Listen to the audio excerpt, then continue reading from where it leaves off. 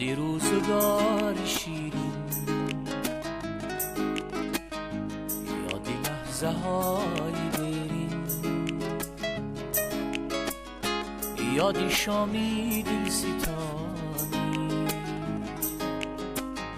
خوش به حالت ای جوانی. یادی روزگار شیرین، یادی لحظه های شیرین، یادی شامی دل ستانی، خوش به حالت ای جوانی. درود بینندگان ارجمند برنامه تفریحی یادی روزگار شیرین. اینک با یک جهان مهر و محبت به اندازه باز هم مهمان کاشانه های پر از صفای شما گردیدیم و چهره امروزه برنامه ما است یک نفر هنرمند محبوب، هنرمند اصیل، هنرمند تئاتر دولتی جوانان امامبردی مینگبویف.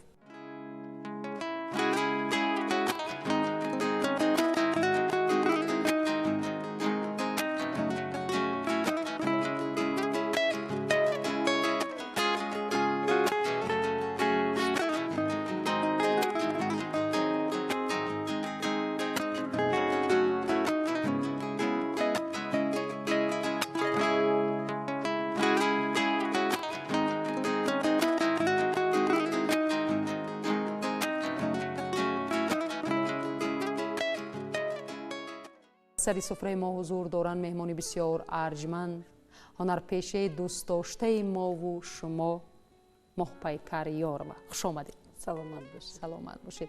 می رویم از آغاز شناسایی های شما با امامبردی مینگبویف. از کدام سال اینجانی با هم آشنا هستید؟ بعد ختم دانشکده تئاتری وقتی که ما از شهر مسکو آمدیم. کدام سال؟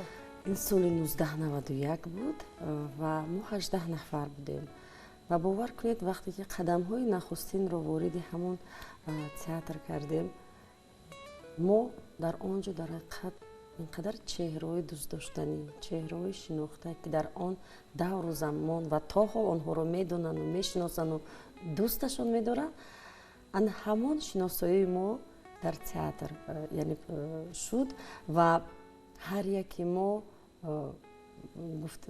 گویم اگر هر یکی ما با آنها با یک میدونید یک نگاهی، یک حسد با آنها می بردیم که آنها اینقدر علاقه چهره‌های شناخته هستند، هنرمندای بی نهایت خوب هستند و مخلصانشون خیلی زیاد است و ما آرزو میکردیم که با مثل اونها شویم و با امامبردی مینگبویف با استاد من در یک فیلم همکاری هم داشتم. کاری نخستینم بود ولی افسوس که اون به نوار گرفته نشد چون جنگ شهروندی که سر شد سبب پیدا شد و این کمی توقف شد این کاری ما. بله پس اون یک مدت گذشت کار میکردم با استاد و میدونید تا حال از اون در حیرتم که به همین سن و سالشون نگاه نکرده اینقدر جوانن، اینقدر چالاکن و در صحنه چنان سبک حرکت میکنن که یک خیلی جوانای ما این طور نمیتونن و من فخر از اون میکنم که با چنین شخصیت در تئاتر همکاری دارم، با چنین شخصیت که در پهلوی ما هستند و کمک هم بسیار میکنن، دستگیری هم بسیار میکنن. من از این خیلی خوشحال هستم چون ما کوچک بودیم. مثلا در صحنه قدم های نخستین ماندن به نهایت دشوار است. یعنی تو اول در هیجان هستی، دستانت میلرزد، پاهانت میلرزد، در نزد این بزرگان کار کردن مشکل است. بله البته. و پس آن آهسته آهسته هر یکی آن برای ما استاد شدن، هر یکی آنها با ما قدم های نخستین صحنه رو برای موندنش کمک کردند. خانه بد نه، резиденцией ما می شود. مایور لبای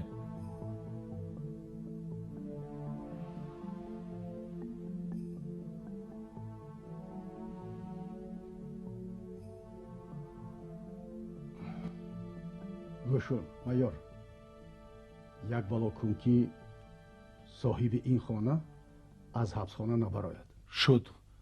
гап нест. ҳатман иҷро мешавад. александр, илтимос, ҳамон масъалаи сардори шӯъбаи милиса ки ҳал мешавад? парвона кун, ҳал мешавад. ташаккур. ба мо ягон супориши дигар бошад марҳамат? не, ҳамаш нағз. исто. тавре огаҳ ҳастем имомбердӣ мингбоев дар филмҳои хеле зиёд нақшҳои асосӣ бозидааст. филмҳои бисёр таърихӣ аз замони шӯравӣ то ба имрӯз. ба андешаи шумо он филме ки чеҳраи имрӯзаи барномаи мо имомбердӣ мингбоевро ҳамчун ҳунарманд ба мардум муаррифӣ кард кадом филм буд? фикр мекунам на ин ки дар як филм онҳо нақш офариданд ки баъди он унвон гирифтанд, дар чандин филмҳои ҷаҳонӣ нақш офариданд ва нақшҳои бениҳоят ҷолиб ки то ҳол дар телевизионҳои берун аз Тоҷикистон онҳоро нишон медиҳанд. ва ман худ шоҳид будам ки филми Кандагарро ман аз канали НТВ тамошо карда будам ва вақте ки ман дидам имомбердӣ мингбоев ҳунарманди ман бениҳоят аз ин хушҳол шудам, чун ин филм худаш ба фикрам дар хато накунам дар Сурия гирифта буданд, агар хато накунам, дар ана ҳамон давру замоне ки бубинед каме гӯем онҷоям вазъияташ нотинҷ буд, вале натарсида рафтан нақш офаридан ва устод бисёр нақшҳои аслан босмачиҳоро бозӣ мекунанд. ва дар филми коргардон Тоҳир Собиров ҳазори як шаби Шаҳризод дар он ҷо ҳам нақш офаридагӣ ҳастанд. яъне филмҳошон хеле дар орзуи падар ки ин ҳам бениҳоят нақши хуб аст. нақше ки меофаранд дар дили тамошобин ҷо мегирад ва яъне мухлиси аллакай кори ҳамон устод мешаванд ва новобаста аз он аст ки манфӣ аст ё мусбат. ин меҳр аст, ин муҳаббат аст. устод дар театр ҳам бисёр нақшу офаридагӣ ҳастанд ва ёдам ҳаст мо як 6-7 сол пеш як намоише мондан ки ин намоиши кори дипломияшон буд дар Москав ва ашки хунини модар ва вақте ки ҳамин намоишро рӯи саҳна гузоштанд ва дар ин намоиш боз ҳам устодони дар ҳақиқат бузурги театри ҷавонон, яъне ҳунармандони мардумӣ нақш меофариданд. ман ҳам дар қатори онҳо дар назди онҳо будам ва кӯмаки онҳоро ман ҳис мекардам, яъне кори онҳоро ман дида талоши ман боз зиёдтар мешуд ва он дар коргардонии устод имомбердӣ мингбоев буд. хеле намоиши хуб буд ва ҳар замоне ки тамошобин меомад баъди ин намоиш аз толор бо оби дида мебаромад. яъне инқадар намоиши дарднок буд. инро ҳаҷм кардану яъне бозӣ кардан барои ҳар яки мо душвор буд. ва ман фахр мекунам, тахминаҷон фахр аз он мекунам, хушҳол аз он мешавам ки бо чунин шахсиятҳо дар як ҷода кор мекунам. Эй, Фархад! Я здесь! Это Фархад, самый медленный из королевских скороходов. Побежишь с ним на перегонки. Если отстанешь от Фархад не больше, чем на полверсты, возьму тебя на службу. Если отстанешь больше, пеняй на себя. С ним на перегонки, а? дар бораи шахсияти имомбердӣ мингбоев шумо ҳамчун шогирд, ҳамчун ҳампеша чӣ гуфта метавонед? медонед бо устод, яъне он кас медонед чӣ хеле ҳастанд, он кас гапи бисёрро дӯст намедорад, яъне кам гап ҳастанд, вале агар гап зананд ҷояш ба гап мезананд. каме тез ҳам ҳастанд. шояд ин бо мурури замон сину сол бошад, тезиам мекунанд, яъне бадқаҳру бадҷаҳл не як баланд овоз мебардоранд, пас он мефаҳманд ки ман нодуруст рафтор кардам. ин хислатҳо дар ҳамаи мо ҳаст, дар ҳамаи мо ҳаст, вале новобаста аз он бениҳоят одаме медонед ҳақиқатҷӯ аст, ҷониби ҳақиқат аст. агар бубинад ки як кас нодуруст рафтор кард, гапи ноҳақ гуфт, албатта ки устод бар зидди ӯ мехезад, гапашро мегӯяд ва ин дар ҳақиқат барои мо ин бениҳоят хуб аст, чун мо аз ҳамин бузургое ки дар саҳна ҳастанд аз онҳо таълим мегирем, аз онҳо меомӯзем, баъд аз мо дигар хурдҳо баъд бо меомӯзанд. ҳамин тавр не? барои ҳамин устод медонед назди он кас бениҳоят одамҳои ҷавонҳои зиёд меоянд барои маслиҳате барои филм кардан. ёрдамашон ҳам хеле зиёд аст ва студие ки устод доштанд ва то ҳол ба фикрам доранд, дар он студия бачаҳое ки мехонданд, дар театр ҳам кор карданд, дар филмҳоям нақш офариданд, баъзе онҳо ҳозир дар Москав ҳастанд, дар он ҷо филмофарӣ мекунанд, яъне нақш меофаранд, дар ин ҷо дар Челябинск хонда омаданд, хатм карданд, ҳозир бошад дар хизмати халқ ҳастанд. Шогирдони устод, яъне чунин таълим кардагиаст. ба наздикӣ бо як шогирдашам суҳбат шудам, Шервонӣ. Вай нав аз Челябинск омадагиаст, хатм кардагиаст академияи институти санъатро дар он ҷо ва ба театр мо ӯро ба кор қабул карданд. ва медонед ба наздикӣ бо ӯ суҳбат кардем ва дар бораи устод бениҳоят суханҳое гуфт, ки гуфт муаллима гуфт медонед устод мо гуфт ҳама бачаҳое будем ки яъне бекорхуҷа вақтамонро беҳуда мегузарондем дар берун ва ҳамаи моро ҷамъ карда буд, бо мо кор кард, яъне моро вориди анҳамин санъат кард, моро ошиқи фарҳанг кард ва то ҳол мегӯд ман яъне як умр агар чӣ хизмате бошад кунам кам аст, ман бояд аз ин зиёдтар яъне он хизматҳое ки устод карданд, он таълиме ки ба мо омӯхтанд, ман бояд инро дар саҳна нишон диҳам ва сари устодро бояд ҳеҷ гоҳ хам накунам. Яъне дидед шогирде ки то ҳол дар борааш мегӯяд ва ба мисли он шогирд бисёриҳо ҳастанд. ман тахминан бениҳоят хушҳол ҳастам ки бо чунин шахсият ҳамкорӣ дорам. Саломат бошед. Боре ҳамсафар будед? Не, ҳамсафар набудем мутаассифона. Не будем дар медонед дар куҷо, дар шаҳристон, дар дохили кишвар. Бале, ҳамсафар будем. Дар сафар чӣ гуна инсон? Беҳтарин инсон ҳастанд. Ба мисли медонед фарзанд рафтор мекунанд нисбати ту, яъне меҳру муҳаббат. Агар гушна нестӣ, ягон чӣ мехӯрӣ, яъне бубинед ин саволо аллакай дар бораи чӣ мегӯяд? Дар бораи ҳамун шахсият мегӯянд одамро дар сафар мешиносӣ. ва мо дар ҳақиқат дидем устод чӣ гуна рафторо карданд. ман фаромӯш намекунам вақте ки мисол ягон кас барои ягон проект ояд, баъд муҳпайкар ман дар бораи ту гуфтагӣ ҳастам, ҳоло кинопроба мешад мераи сурат мегирӣ, бошад, яъне бубинед ғамхор ҳаст. ӯ мехоҳад ки ҳунармандони мо пеш раванд ва талош ҳам мекунанд, яъне аз дасташон чизе ки ояд мекунанд барои ин. дар бораи ҳунари ҳунармандӣ Имомбердӣ Минбоев шумо ҳамчун шогирд чӣ гуфта метавонед?